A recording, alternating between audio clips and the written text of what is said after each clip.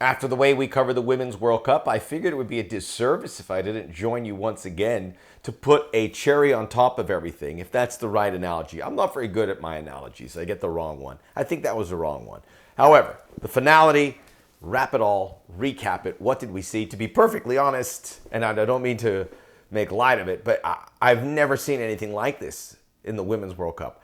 Everything that has happened since the breathtaking Spanish victory in the final, to see everything that has happened around Spain. Good, bad, weird. I mean, some good stuff because the women have had, the media covering them. And, the incredible story about Olga Carmona and her losing her father and playing through that and finding the news after the final. Those are the great sports stories because it's relatable. And it just shows you how great these athletes can be. Or to Aitana Bonmati, who is... had a chance to bring attention to some causes, which the immigration in Europe from places where so many people perish on their way to seeking a better life, and just bringing some light to it. However you feel about immigration, families are being torn apart, and people are dying in an attempt to seek a better life. And Aitana Bonmati brought attention to that in her Players Tribune article. Great stuff like that, and then just bizarre, really unpleasant stuff, right? I will get to all of that because you can't cover it shorthanded. That is going to be at the end, closer to the end, in somewhat chronological order, as we recap the Women's World Cup, the 2023 edition in Australia and New Zealand, here on the Soccer OG. Check out the Soccer OG podcast. There's a new one out with Vince LaRosa, my old running mate at the MVP podcast with LAFC. He's going to be joining me. We're going to talk about Americans playing in Italy. We're going to talk about the Messi mania. A lot happening, and also like and subscribe us here. Our numbers are as good as they've ever been, and that is why I'm making more videos, because I love it, and I'm getting the comments. I love to exchange there. I made an error in the last video where I talked Christian Pulisic having a nickname that was incorrect. That was erroneous information. I apologize.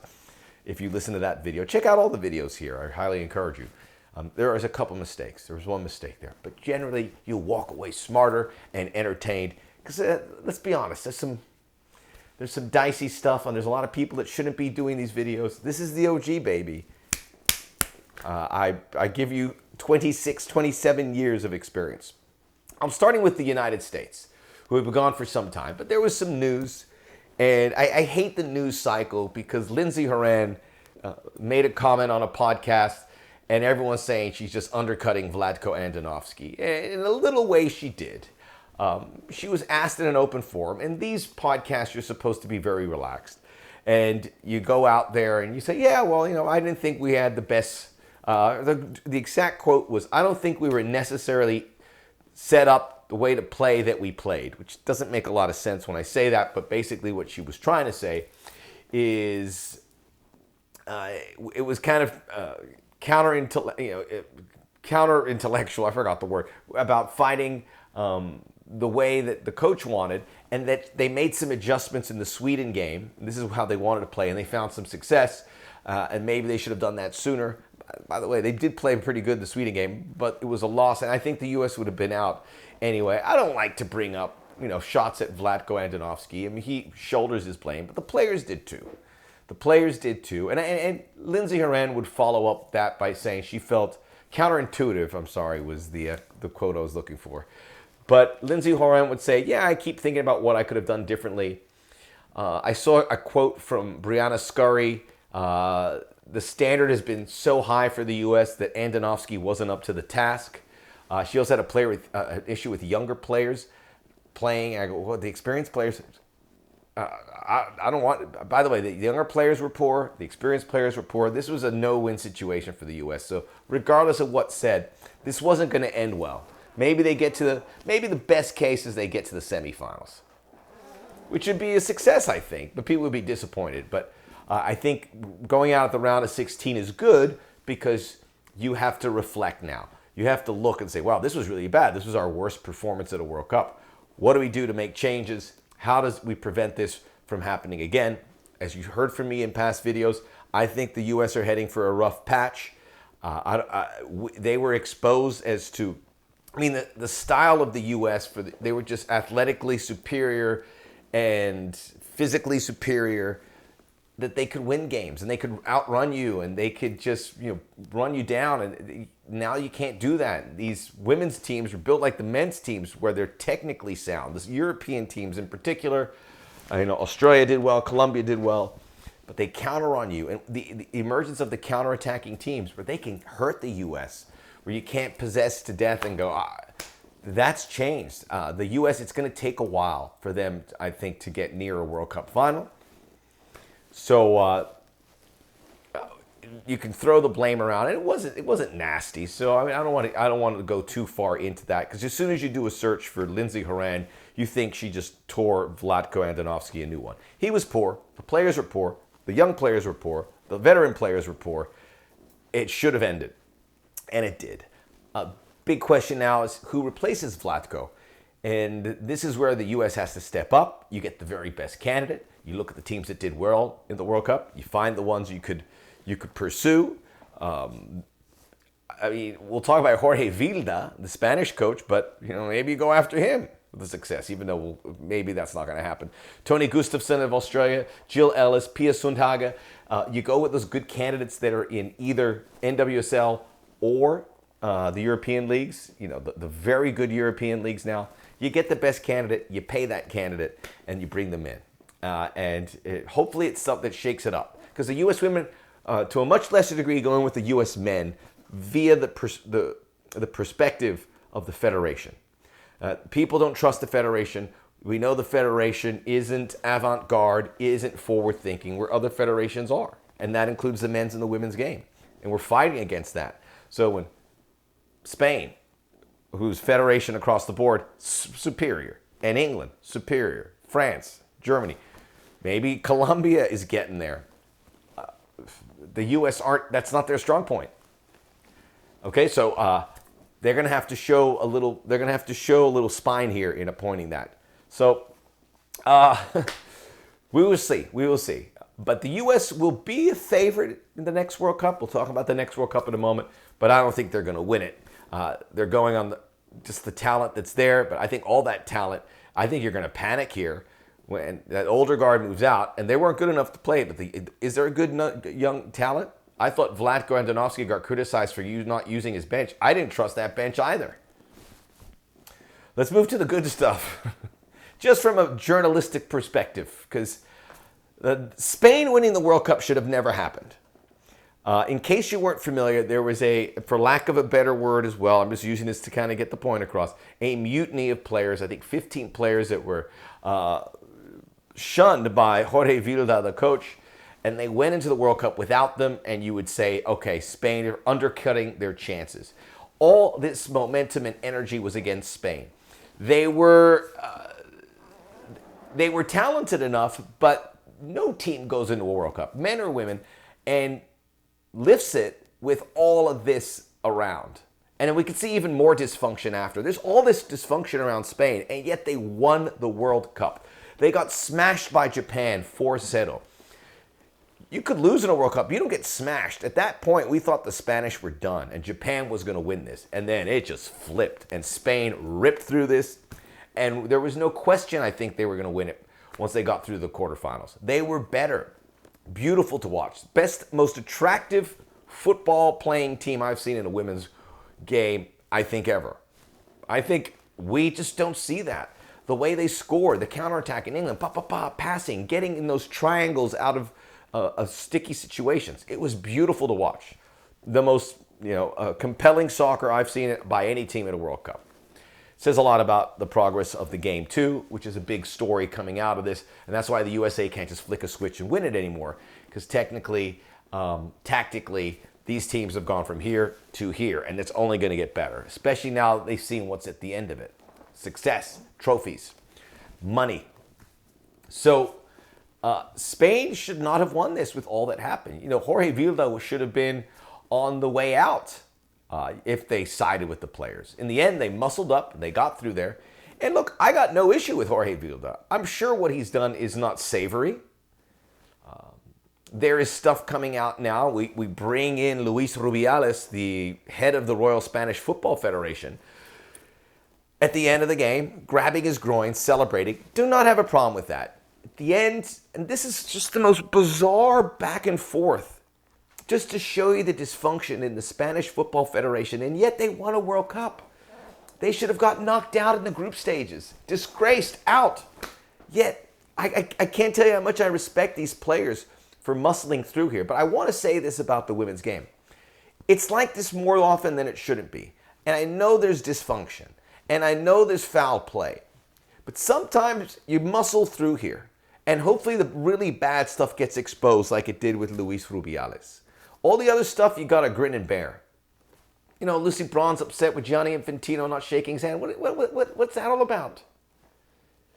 About catching up with the men's game? The women's game isn't where the men's game is. Can we get over this? It's not. The progress by the women's game is remarkable. They made $570 million as a standalone tournament. They'll make $1 billion at the next World Cup.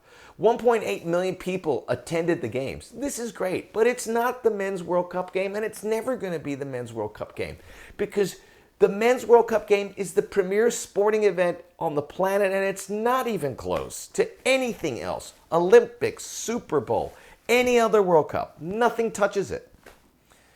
It just exploded. So the Women's World Cup shouldn't want to be on that plane. Be itself. And I think most people understand that.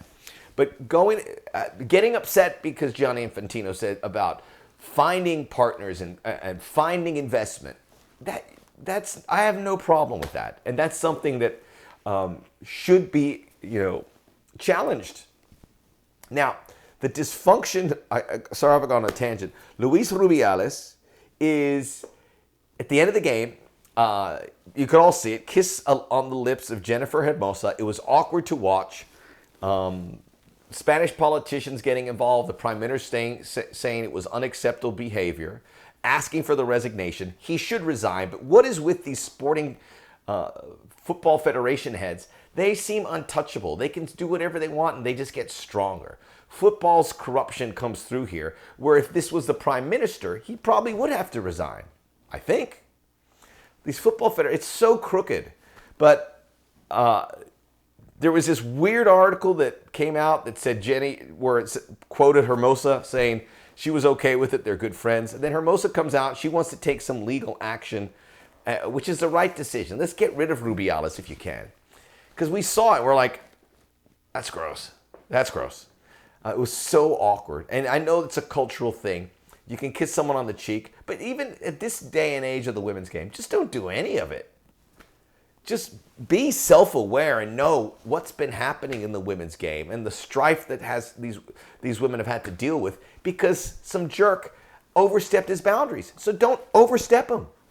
Err on the side of caution. If you don't err on the side of caution, I have a problem.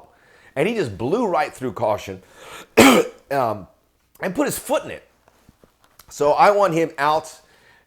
Again, it blew me away. The beginning of the World Cup, what Spain had to overcome, and at the end, what they have to overcome. I was like, what the heck?